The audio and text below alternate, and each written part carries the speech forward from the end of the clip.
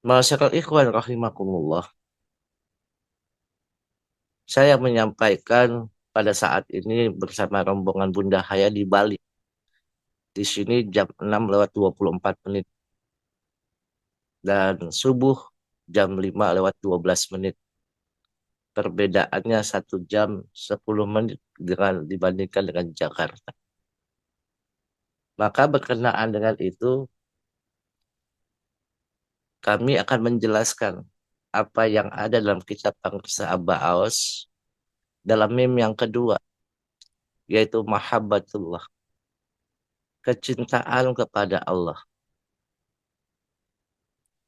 Kecintaan kepada Allah adalah sesuatu makom seseorang untuk menggapai apa yang diinginkan oleh Allah untuk manusia tersebut.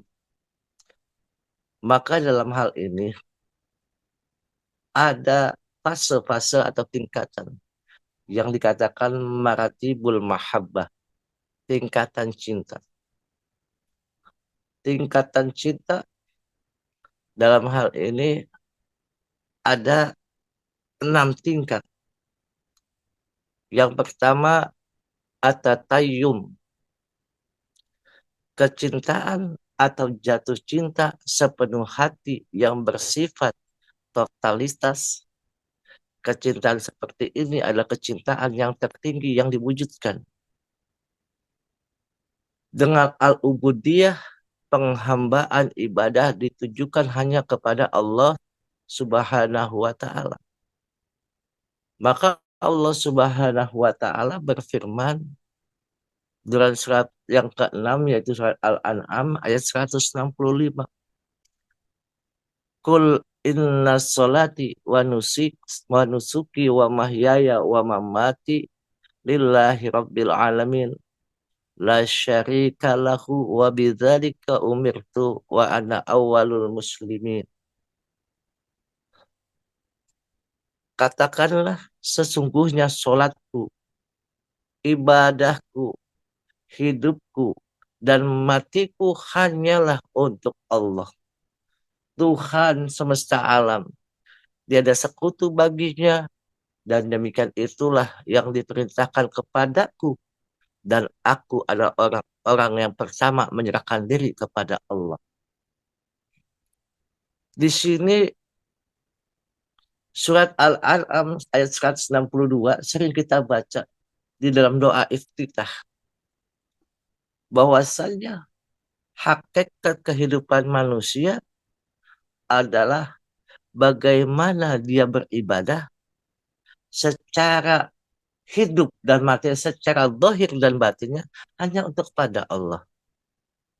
Dan dia dilarang untuk menyekutukan apapun selain mengatakan bahwa tiada Tuhan selain Allah. Maka di sini dikatakanlah penghambaan, ibadah yang totalitas, bahwasannya ibadah hanya kepada Allah. Dan juga dalam surat Al-Bayyinah, surat ke-98 ayat 5, Allah Subhanahu wa Ta'ala berfirman, "Wa ma umiru illa liya'budullaha mukhlishina lahuddin, kunafa'a wa yuqimus sholata wa yu'tuz zakah, wa dzalika dinul qayyimah." Padahal mereka tidak disuruh kecuali supaya menyembah Allah dengan memurnikannya, ketaatannya kepadanya dalam menjalankan agama yang lurus, dan supaya mereka mendirikan sholat, menunaikan zakat, dan yang demikian itulah agama yang lurus. Jadi tidak ada perkataan lain bahwa sesungguhnya Allah perintahkan kita untuk menyembah Allah. Maka dikatakan innani anallah, tiada Tuhan selain aku. Maka di sini fungsi kita bagaimana dalam beribadah itu tidak ada sesembahan yang bisa disembah hanya kecuali Allah. Inilah tingkatan yang pertama atau at-tayyum. Tingkatan yang kedua yang disampaikan adalah al-ishq, kecintaan atau kemesraan yang penuh giroh, semangat. Kecintaan seperti ini ditujukan kepada ar-Rasulu wal Islam. Rasulullah Shallallahu Alaihi Wasallam dan Islam diwujudkan dengan cara ittiba, mengikuti kepada Rasulullah Shallallahu Alaihi Wasallam atau Rasul kita, yaitu penerus daripada Rasulullah, yaitu Rasul-Rasul utusan Allah, yaitu para mursyid. Bagaimana kita bisa ittiba dengan diwujudkan mengikuti apapun. Maka Allah Subhanahu wa taala berfirman dalam surat Al-Imran ayat 31, "Qul in kuntum tuhibbunallah fattabi'uni yuhibbukumullah wa yaghfir lakum dzunubakum wallahu ghafurur rahim." Katakanlah, jika kamu benar-benar mencintai Allah, ikutilah aku. Niscaya Allah mengasihi dan mengampuni dosa-dosamu. Allah Maha Pengampun lagi Maha Penyayang. Jadi bagaimana kita mencintai Allah? Ikut orang yang sudah cinta kepada Allah. Ikut kepada orang yang benar-benar kehidupannya betul-betul mencintai Allah. Maka ittiba ini dalam Toriko ada sesuatu yang harus kita betul-betul jalankan agar kita menjadi orang-orang yang betul-betul menjadi pecinta-pecinta dengan ikut orang yang sudah cinta kepada orang yang dicinta kepada yang dicinta sampai kepada Allah. Maka dalam satu hadis Nabi Shallallahu Alaihi Wasallam beliau menggandeng tangan Umar bin Khattab radhiyallahu an. Kemudian Sayyidina Umar berkata kepada Nabi Shallallahu Alaihi Wasallam, "Wahai Rasulullah, sungguh engkau sangat aku cintai lebih apapun selain diriku." Maka Nabi Shallallahu Alaihi Wasallam menjawab, "Tidak, demi yang jiwaku berada di tangannya, sehingga aku sangat engkau cintai melebihi dirimu." Lalu Sayyidina Umar berkata kepada beliau, "Sungguh sekaranglah saatnya demi Allah, engkau sangat aku mencintai melebihi diriku." Maka Nabi Shallallahu Alaihi Wasallam bersabda, "Sekarang engkau benar, wahai Umar." Ini ditunjukkan bagaimana guru kita tidak melepas tangan murid-murid. Guru kita sudah diberikan buku yang luas mata memandang. Dia mengetahui apa yang terjadi. Setiap detik, menit, hari, bulan, tahun, itu memberikan salah. Maka beliau dengan kecintaan kepada muridnya, beliau menggandeng, mengajak Dr. Haji Ahmad Kultursi agar dibersamakan. Sungguh indah luar biasa. Karena saya tahu dengan benar bagaimana almarhum Dr. Kiai Haji Ahmad Kultursi betul-betul mencintai muridnya.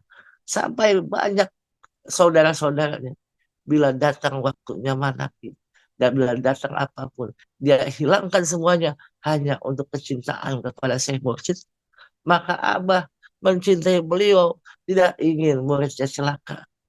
Maka Allah mengajak beliau untuk senantiasa bersamanya, dibersamakan dengan orang yang sudah bersama dengan Allah. Maka mencintai Syekh Mursyid atau Rasulullah SAW mengharuskan adanya penghormatan, ketundukan, dan keteladanan kepada beliau, serta mendahulukan sabda beliau atas segala ucapan makhluk, serta mengagungkan sunnah-sunnah. Maka kita dengan penghormatan ketundukan lebih mendahulukan apa yang dikatakan sabda-sabda guru agung kita. Bukan kita melalaikan apa yang sudah disampaikan. Maka Ibnu Qayyim al-Jauzi berkata, setiap kecintaan dan pengagungan kepada manusia hanya dibolehkan dalam rangka mengikuti kecintaan dan pengagungan kepada Allah, seperti mencintai dan mengagungkan Rasulullah Shallallahu Alaihi Wasallam. Sesungguhnya ia adalah penyempurna kecintaan dan pengagungan kepada Rabb yang mengutusnya. Umatnya mencintai beliau karena Allah telah memuliakannya. Maka kecintaan ini adalah Allah sebagai konsekuensi dalam mencintai Allah. Maka tidak akan manusia bisa mencintai makhluknya kalau Allah tidak mencintai.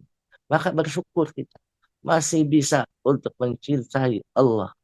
dan Rasulnya melalui guru agung kita sahabat. Yang ketiga adalah as-sauq, kecintaan berupa kerinduan. Kecintaan kerinduan ditujukan kepada siapa? Kepada orang-orang mukmin, orang-orang yang beriman, kepada orang-orang yang muhsin, orang-orang yang baik, dan diwujudkan dengan rahmatu wal mawadah, kasih sayang, keakraban dan kehangatan, keramahan dan persahabatan, menjaga tali persaudaraan antara ikhwan dan seluruh umat muslim. Maka dikatakan seorang mukmin terhadap mukmin yang lain ibarat sebuah bangunan yang sebagiannya mengokohkan bagian yang lain, dan beliau Rasulullah SAW menjelaskan menjalinkan antara jari-jari kita dengan ikhwan yang lain, kita dengan namanya, semua kaum muslimin terutama ikhwan Thariqah Qadiriyah Naksabandia, Pondok Pesantren Suria Singaraja sampai PKN, itu adalah bagaimana satu bangunan yang bangunan itu saling mengikat, yang membuat jadi bangunan itu kokoh, bangunan itu menjadi indah karena ada ikatan keterjalinan sesama. Ada ikhwan yang menjadi sebagai tembok, ada ikhwan yang menjadi sebagai tiang, ada ikhwan yang menjadi sebagai asap, ada ikhwan yang menjadi sebagai dasar atau lantai, ada ikhwan yang tugasnya hanya namanya membersihkan dengan cara keindahan, dengan mengecat, mengamplas, ataupun memberikan gambaran-gambaran atau namanya rupa-rupa yang membuat indah untuk kita semua. Maka tidak ada yang lain.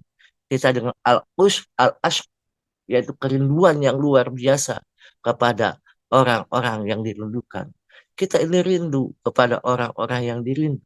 Siapa perindu-perindu tersebut? Adalah perindu-perindu sejati kepada orang yang mencintai dengan perindu-perindu. Yang keempat adalah as-soh, as-sobahah, as-sobabah, kecintaan berupa rasa empati. Ditujukan kepada sesama muslim yang diwujudkan dengan al-ukhwah, hubungan persaudaraan.